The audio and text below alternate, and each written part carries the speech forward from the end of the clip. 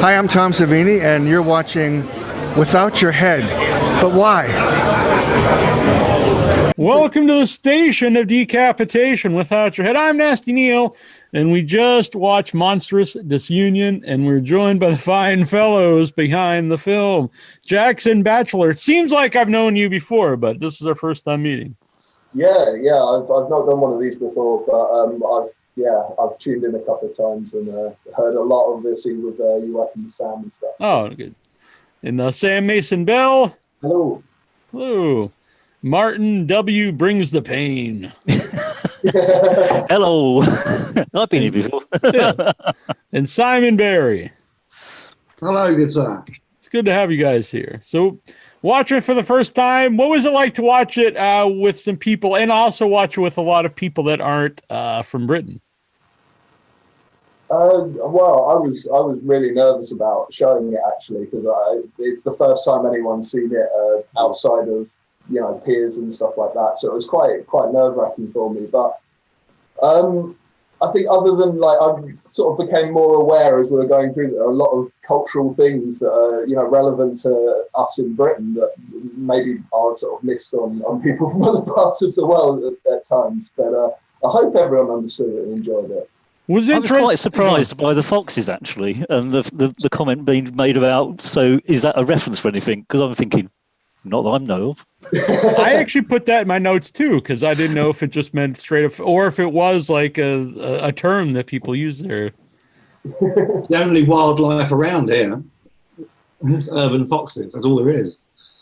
No idea. But I thought it was interesting when I was watching it that a lot of it seemed relevant to where I am in the States, because it seemed like very similar debates, blaming it all on everyone else, and then you have it's also similar. I also thought it was kind of a similar to All in the Family, the old TV show. Mm. Yeah, it seems with Brexit and Trump at the same time happening, there seemed to be kind of quite a lot in sort of American and British culture that just went the same way at the same time. It was kind of interesting. Mm-hmm. Not in a nice way, obviously. Yeah, the West is actually pretty dark times recently. So it's good that you guys can empathise with our fight over here. Right.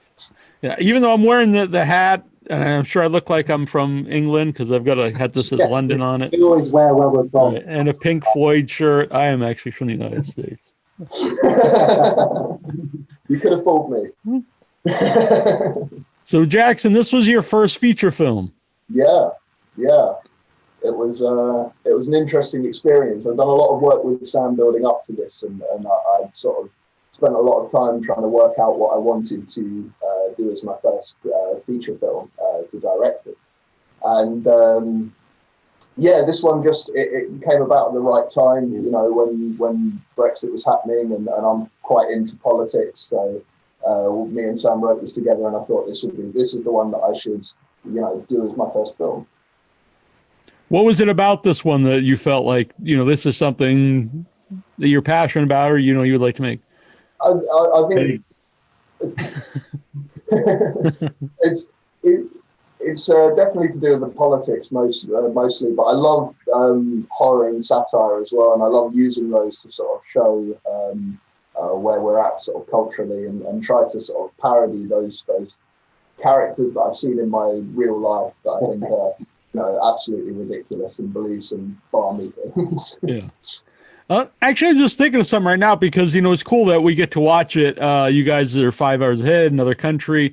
But I think maybe that's part of the reason why it does seem similar, depending where you are, because the world's smaller in a lot of ways since we're all connected on the internet. And we all know people talk about fake news and all these different things that come up in the movie. Martin, how did you get involved? I think it's just a case of Sam Jackson was saying we need someone to play this this character who's very much a person who wants to leave Europe, totally believes that Europe is the devil incarnate, and basically to riff off the rest of the gang that you see on screen, just coming out with, quite frankly, some ludicrous stuff. So I think it's probably a toss-up between me and Simon as to who got the most ludicrous role. Well, how was Simon? How did you get involved? What did you think of the script and the idea? Well, actually, I've never seen the film till this evening. It's the first time I've seen it. And only the trailer was all I'd seen before. I remember only a few weeks ago I found out it was in black and white. What was it? Did you know you were in the movie? I mean, a lot of stuff, and it comes along and you go, oh, I'm in that, am I? Oh. Yeah, we just needed someone smoking. So, Simon happened to be in the road outside. Smoking hot, you mean? No, you mean literally smoking. But, along those lines, when was the decision to make it in black and white? Was it something you thought about when you're filming it? Or? That was really early on. I think it was Martin's idea, actually. And when Martin told us, said that he thought that would be a good idea, we just immediately clicked with it because we just loved the way that visualized the sort of division within society, the sort of black or white, there's no in-between kind of. That's why we wanted to make sure there's a high contrast as well, so it wasn't like, there's some grey in it, but to try and get that high contrast look instead of just your standard black and white old 50s look, So, Simon, when you saw the black and white for the first time, what did you think? It looks nice. I like it. Yeah, I think it was more just whoa to start with because I was quite pink originally. It was a pink monster, so it was just a bit of a surprise. But I like it. It's dramatic. It gives it kind of like vintage feel as well. I like that. Yeah, especially when you guys turn to the monsters, it gives it kind of an old school monster movie feel. Yeah, very much. Basically, it's supposed to be a fun film. I think like with those kind of monsters, there's an element of fun to it because you're just taking in the design of the creature itself. Yeah. Charlie and Kate did an awesome job with it. Took like 3 hours to do it, but it worked. Yeah, I was in makeup for 3 hours. Yeah. So Simon, you definitely had the worst one because, of course, you were the first pig, and that did take about 3 to 4 hours. Yeah. But Katie and Charlie, you sped up after that. And at one point, they were doing 2 of us at the same time, and got it down to just over the hour. So what was that process like? Had you ever done anything like that before, Simon, where you had a lot of prosthetics? We've worked with the lady before quite a few times, and so we know her quite well. She's lovely. And so I'm used to having things stuck all over my face and things like this. Yeah. Mm-hmm. That's just in your private life. I mean, Sam's drowned me in green goo and things like this. He's done all kinds of horrible things to me. Necessary. And Martin as well. Martin's had all kinds of horrible things to do. Yeah. Martin enjoys it more than I do, to be honest. You say that. Martin, had you had makeup before, this level of prosthetics? Yeah, and worse. Katie once did a full head cast on me. That was quite terrifying. So actually being made up as a pig was quite relaxing and calming. You just have to sit there, they step on you, and that's it. I think the bit about it was actually when the nose goes on, which is the point at which you want to scratch your nose. Katie here in the chat. Yeah. You couldn't do anything with those nails on either. They were so long and clawy. You couldn't do anything at all. You couldn't pick up a cup of tea or anything. No, absolutely terrible. Not being able to pick up a cup of tea. Yeah, disaster. When you're in Britain, I imagine you have to drink tea constantly. Other people wouldn't have a cup of tea about the fact that I couldn't have a cup of tea. Right. Katie here, Johnson, the effects artist, she says she's sorry for that you had to be the test monster. It's cool. Yeah. It's very good. There is one thing that because I talked about like the similarities to here, but there is one thing I think is a big difference, or maybe we just don't understand, is I think to a lot of Americans, they can't understand why. I think to a lot of us, we think British people are European. So the idea of you're not European or Europeans are different than Britons is very, I think, strange to us. Well, it is strange. It's mad. It's absolutely mad. And half the country are idiots. That's the end of it. It's weird because a lot of them, like the people that argue for leaving the EU, will continuously go on about how, but we're still European, but we just don't want to be part of Europe anymore. It's really strange. It's a bizarre, Makes no sense at all. Right. It kind of reminds me of the old Star Trek episode when like they're arguing over one's got the black on the half face. Right. Yeah. Great episode, that. There's a lot of things said in this film, actually, that none of us. It's that age-old disclaimer of just because we say the words doesn't actually mean any of us believe it. So, I mean, I think one thing about my character, Mark, being a very staunch, we must leave Europe, I just had to channel all those things I'd heard over the past 3 years about why we should leave Europe, because I firmly believe we should still be in. But hey, never mind. If we stayed in, we might not have a film. Well, that's one good thing that came from it. You get to make the movie. Selfish way, that's true. Yeah. It seemed like part of the. Well, it was kind of in the movie a little bit. It kind of seemed like some people didn't think it would actually happen, Brexit. Did you guys, before it actually happened, did you think, like, was there a point where you like this might actually happen? Was there a point before that you thought, like, there's really no chance this is probably going to actually be a thing? It's weird, man. Like, in the moment, just like with Clinton and Trump, you're thinking, nah, there's no way. People are exactly. Yeah. And then you start talking to more people, and you go, oh shit, there's a lot of crazy people around. Yeah. I mean, at the time, I did think that we were just going to like scrape a Remain just about, but I did think that there was a lot of potential in people voting for Brexit, because the thing is if you're putting it up for a referendum, that kind of thing, you've got one side saying, oh, everything can stay the way that it is, and the other side painting this like vaguely hopeful picture of what might happen, and there's a lot of very poor areas voting for Brexit. Yeah. Manipulated. Ryan's here in the chat, by the way, and what did you think of Ryan's mustache? Was that something he grew for the film? That was actually the whole conversation about that. As you can probably imagine, as he wouldn't stop going on about it in the chat there. He asked us if we wanted him to keep it, and he thought, it might look a bit strange, but we kind of liked it. It had that sort of student. The kind of look that was a bit, he was trying something different and experimenting, perhaps. But we thought it worked for the character. And he kept it for a long time after that. I think you should have it now. I think it's a good look. Creation on his face that he keeps referencing the guy from Mandalorian, and he thinks he looks like that dude. So delusion. In the comments right now. I think the movie does a good job really building up, I think, the paranoia of everyone, really, in the movie. That's it's fun, isn't it, paranoia in films, because you've got those two sides fighting each other, and they just have more ludicrous ideas of what's going on, because no one knows, and you sit around and try and work out what's logical.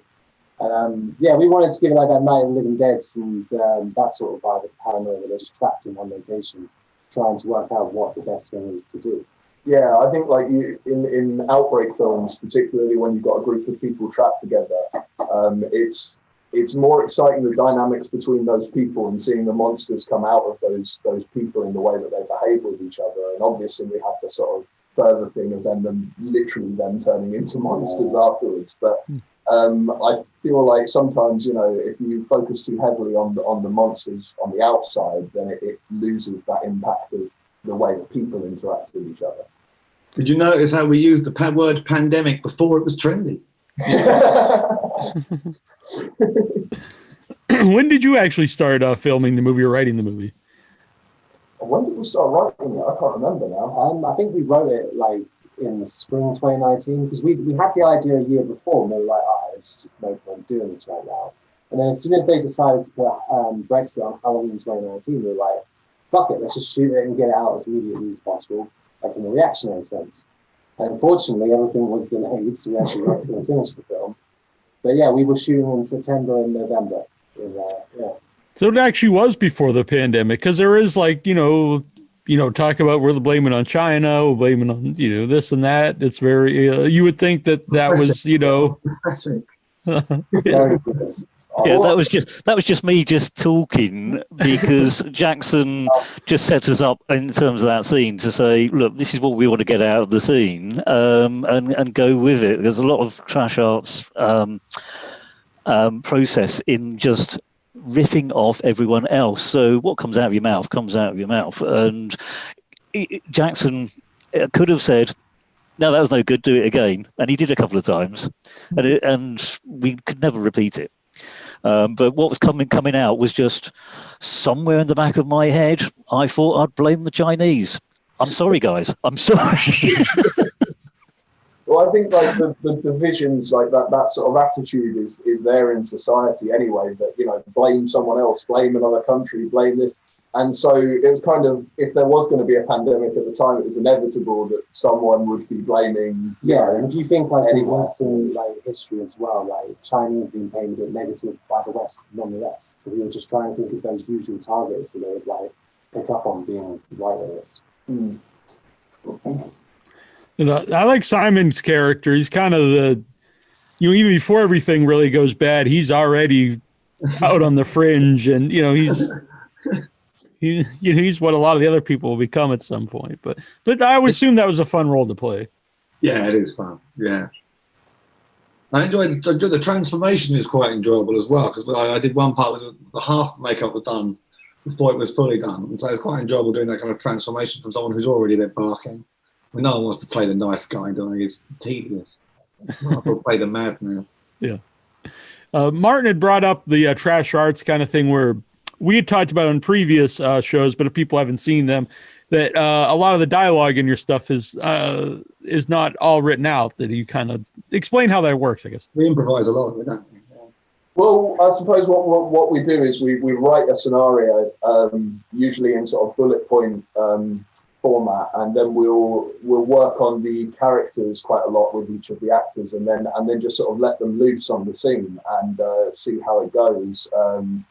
You know, there'll be certain points that we'll say, like, we really want this to be said and this to be mentioned, and you know, the actors always manage to get it in there somehow, and still do something that like brings their own sort of identity as an actor to it. It's cool. I like working that way because it just gives people a bit more freedom. Yeah, it makes it more collaborative, and like, personally, I'm a big fan of, I always say this, but Curb Your Enthusiasm. I love the way that they write, and they do a similar kind of thing. And I'm like, this is great because it allows everyone to bring in their elements rather than being forced to say certain lines, which sometimes scripts can look back and be like, I feel a bit stilted because it's more my voice than the character's voice. And improv gives a bit more room to be able to do that. And Martin had brought up in the chat, he said that we were told we weren't allowed to swear in this film, and I think we didn't. Was that a direction? Was that a rule? Yeah, I think I just wanted that old-fashioned feeling, especially with the family, that, you know, swearing wasn't allowed. And I love, there's a moment where Pete, played by Connor Mellish, he swears and catches himself, laughs, and sort of, you know, covers his face a little bit, and then says the thing again. And I just love that because it's almost like he's preempting his parents telling him off, even though it's partly because of the direction that I said, don't swear, like, make sure you don't swear. And, you know, so in his head, that's what he may have been thinking, but it came out so nicely within that, you know, family dynamic there. Yeah. And Tristan brought up in the chat here about your cats in the background. yeah, there's one there. Wait. Ryan will be going mental in the comments now. He'll be mental. He'll be going, they're my cats. Yeah, we could never make a cat movie. She always pops up when we're filming. She loves filming. He hates filming. He runs away. We've had to put the animals into various different shows and things because they wouldn't go away while we're filming. Like, just add the cat in. I like the cat on the swing. Was that just there, I assume, in someone's house, the painting in the background? Yeah, that was just in the background. Painted by a friend's daughter, actually. Who really? I think that's 16 when she painted that. And she does all that kind of stuff. I like it because it's very cute with the cat in the swing, but the more I looked at it, it's also a little creepy because it's almost like these little faces on the apples or something. Like skulls or something. I don't know what's going on, but I like it. There was a discussion beforehand, before we started the first shoot, of actually getting wallpaper to hang over that so that it didn't distract. Because it wasn't very but then, with their character, was it? It was too nice for them. Yeah. But also, I mean, Jackson was also thinking, I know, because he said, going to have to shoot from various angles to avoid it. And in the end, obviously, we didn't. I tried. It was impossible. You hit the cat. That's it. I like it. But I could see both sides. Because I did pay attention to it. But by the way, Jeanette Evans is great in the movie, and I think we should bring her up. And has she worked on other features of yours? No. This was the first feature that she worked on, and she was just brilliant in the role. She just got it perfectly. Really, just embodied the character. She was brilliant in it. We she put an advert out, and then she replied to it, and then we met up with her, and she was absolutely nothing like her character. She was a lefty theatre person, she completely agreed with all of our ideology towards how we felt about it. So we're like, this is a match made in heaven. But she completely embraced it. It was just awesome. Mm-hmm. So I know things are different now, but I saw that it was picked up at a festival. So is the plans for Monstrous Disunion to play festivals? No festivals. Oh, well, I know it was released. It actually has a physical release, is what I meant. Yeah. Darkside released it yesterday. It's now on their website. I believe it's on special offer until the 3rd of January. Is that right, Martin? That's right, yeah, until the end of tomorrow, 24 Canadian dollars plus shipping. Then it goes up to $29.99. I put in your internet outage, Sam Jackson, I put details in the chat. And I'll probably just also put them back in again because I think I could just copy and paste. Robbie Hampston in the chat says Simon as a pig was brilliant. Thank you, Robbie. I believe Ryan also wanted to make sure people knew that those are his cats. Told you. Yeah, so you put the link here, and I'll put that on the website too from darksidereleasing.com to get the Blu-ray. Is there any specials on the Blu-ray? Yes, there's loads of extras. There's extras on the makeup. I believe Jad did some talking. We did a director's commentary with Ryan. Yeah, I did it with someone. Yeah. I think Ryan did a video. There's a few videos. We tried to add a few short films. Try to always give at least one short film. So plenty to enjoy. And I also love the shots of the keyhole, both sides, the eye looking through and kind of the shadow of the pig people. We originally, because we had the idea and we thought, that's a brilliant idea. We'll shoot that. And then we got the film like, oh shit, we have to do that idea. Because we were planning to do like a CGI kind of like keyhole, and it just didn't work. It looked awful and we hated it for ages. And then Martin was like, why don't you just shoot a keyhole again? And he was showing us examples of how to do it. I was like, well, I don't know the right kind of thing. But we tried it. Unfortunately, it did work. That was a nightmare, actually. Yeah, we spent a long time trying to work that one. Another one for the continuity nerds. Sorry, Simon. Of course, the door that is to that bedroom that we used doesn't have a keyhole in it. No, well. At all. Hey, it's movies. Simon brought up that the pig makeup was more pink. So did that, when you decided to make it black and white, did that affect how you thought the makeup came across? Well, we sort of told we had the plan originally that it was going to be black and white. So Katie knew from what we'd said that was going to be the outcome. And I think pretty good in colour, to be honest. I think it was mostly to make sure that all of the shading was the same across the bald cap and the face and the ears and stuff. Otherwise, even though it was black and white, it could have, the colours would have showed up. It would have looked a bit different. So that's the main reason that he spent ages getting painted. So I know from Simon and Martin, but Jackson, how did you get involved with Trash Arts originally? I started acting with Trash Arts in a film from, was it 2012? Yeah, a film called The Wasters. And I had a bit part in that. And then from there, I just started working behind the camera. And I wanted to direct. And I figured that the best way to sort of get to that point was to try doing a bit of everything first. So I ended up shooting a lot of films for Sam. I did a bit of lighting, I did a bit of editing, writing. Eventually, I got to that stage where I was like, time to direct. What do you prefer? Do you prefer being on camera or doing behind the scenes? I Working on the don't. game. I have a lot of. I love doing all of it, to be honest. But my favourite things really are writing, directing, and acting. But I don't like to write for myself as an actor unless it's a very small part, and I wouldn't ever want to direct myself as an actor either. So it's one or the other. You know, it's one of the three. I'm never going to do all three. That would be mad. Directing yourself is a nightmare. Yeah, I No, can't. it's an absolute nightmare.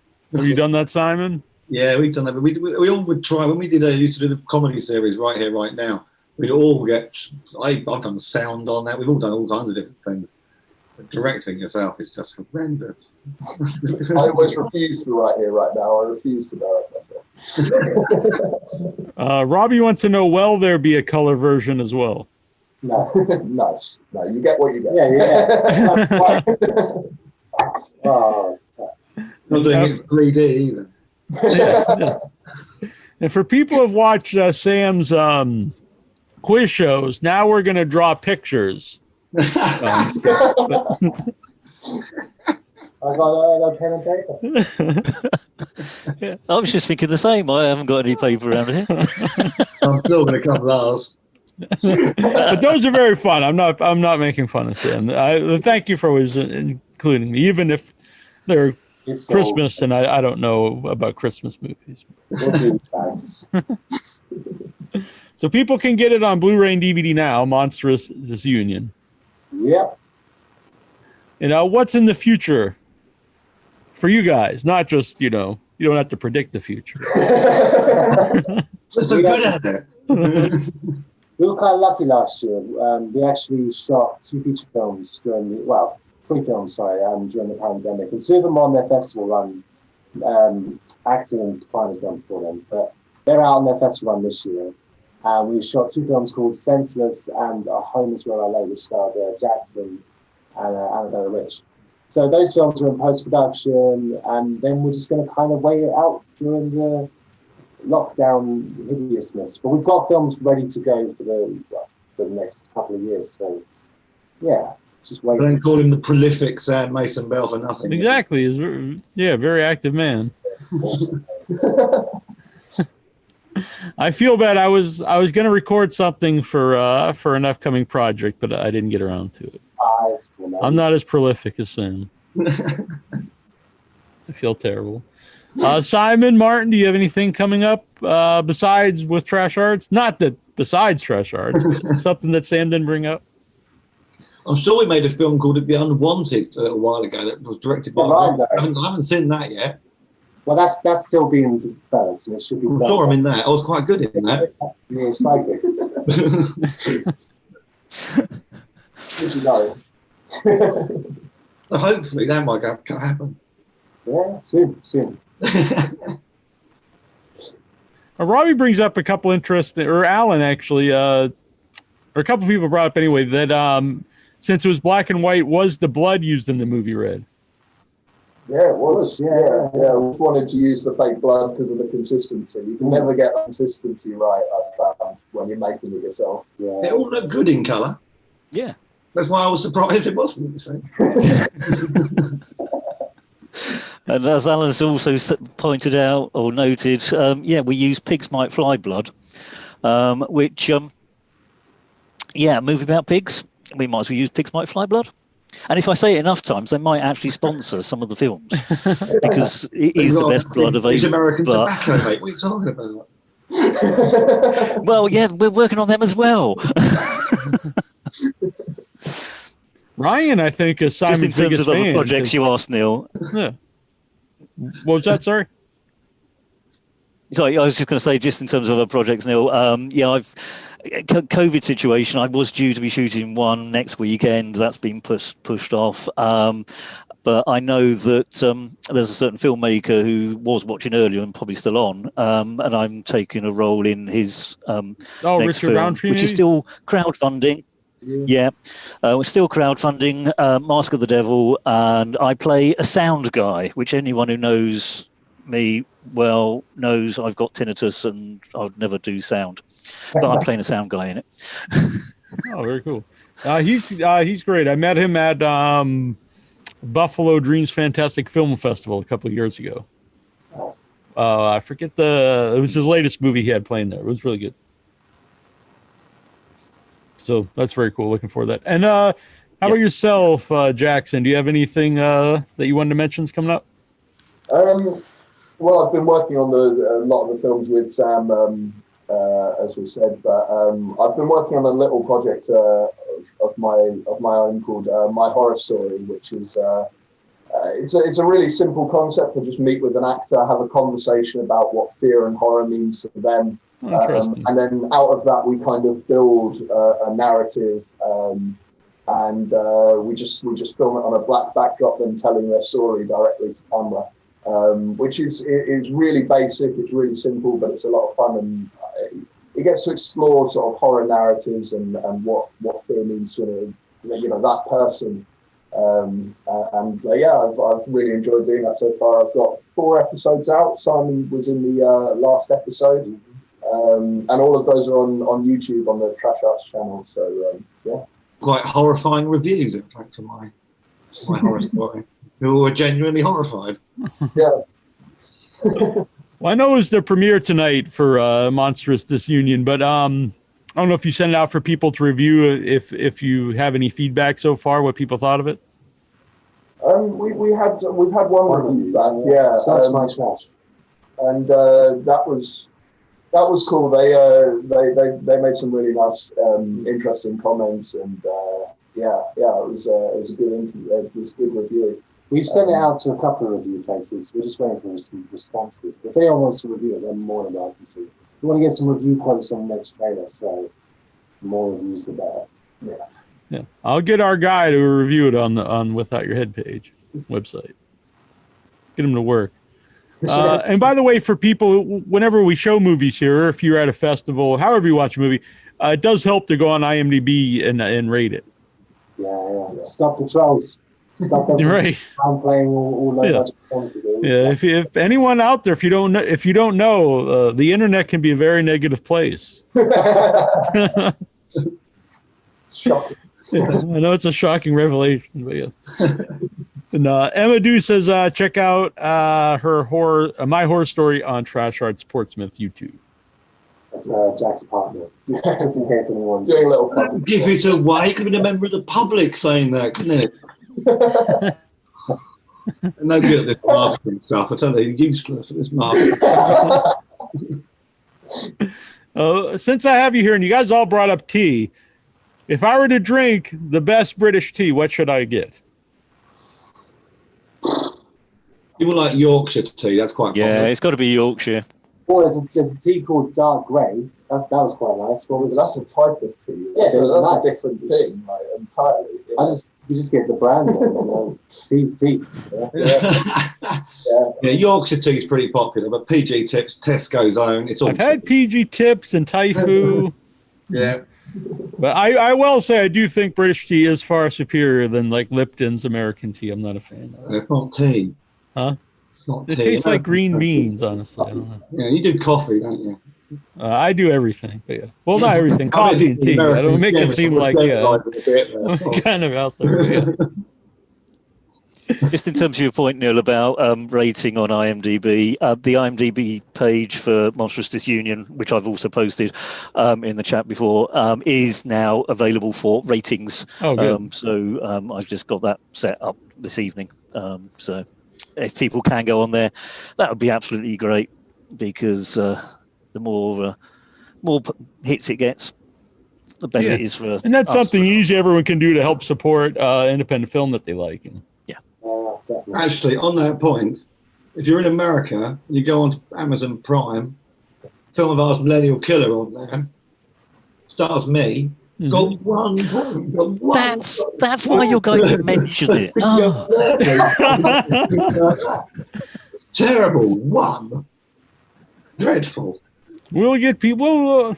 We'll get people. I should put something on the website for all the stuff we show. I'll put all the links there so people can help all this stuff out. Especially a whole other section if it stars Simon. his own page on the website. We'll get that trending hashtag help Simon. Yeah. The useless piece of information I've picked up about IMDb as well is that if you've got less than 100 ratings on your film, it's just a straightforward, if you vote 10, that's what it counts. Once you go over 100 ratings, IMDb weight the average that you score. And therefore, actually, the best vote you can possibly give to an independent horror film to avoid the trolls who all go in going, I've not seen this film, going to vote 1, is actually to vote 8, because that's got the highest effect on the weighted average. But yeah, Can't you? So if anyone out there thought it was a 10, go 8. 8 is the new We're 10. looking for an 8 Right. That's good. Very good. Well, this was really fun, and I always like talking to all of you. It's good fun, man. Yeah, great. It was good to meet you, Jackson. Yeah, nice to meet you too, finally. Yeah, very good. All right, and where can people find Trash Arts? They can Probably just find- write Trash Arts into Google. You'll find it. Trash Arts Portsmouth. Yeah, Trash Arts Portsmouth for YouTube and for Instagram, and Facebook. Facebook is Trash Arts UK. Well, we're on Twitter is there. Trash Arts Film. Yes. Oh, trasharts.co.uk, our actual the website where you can see all the things and go and buy them, or just check it out. Very good. What's that on your shirt, by the way, Martin?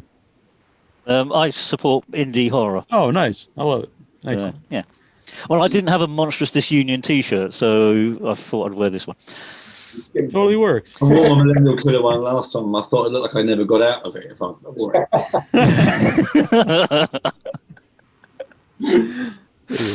All right. Well, I'll talk to you guys soon. Thanks The for other doing thing this. to mention as well. Oh, yeah, go on. Oh, sorry. The other thing to mention as well, Sam hasn't quite mentioned it, is Dark Side Releasing is where you can get Monstrous Disunion. You can also get The Millennial Killer starring Simon. Really good, you know. You can also get The Truth Will Out, which is another Trash Arts one. And what they do is they charge for shipping, but it's the same price if you get more than one disc. Oh, nice. So you can get Monstrous Disunion and The Millennial Killer or Truth Will Out for the same cost of shipping. Buying for your friends and family. Save money. Exactly. Buy Right. multiple copies. Yeah. Yeah. Buy 6 or 7 of each one. Yeah. All right. Yeah. But no, that is good though. I mean, instead of gouging you on the shipping, because they put it all in one package. Why? Yeah. I go crazy. Yeah. Very good. All right. Very good. Thank you, guys. Thank Happy you. New Year. Yeah, Happy New Year to you. Stay healthy and keep making cool stuff. Thank you. Cheers, yeah. We'll talk to you soon. Yeah, Yeah. we'll bring you another film soon and we'll do this all again. Excellent. All right. Night, everybody. Thanks for staying up late. This is Brian Steele, Creature Boy, and I say you better visit without your head.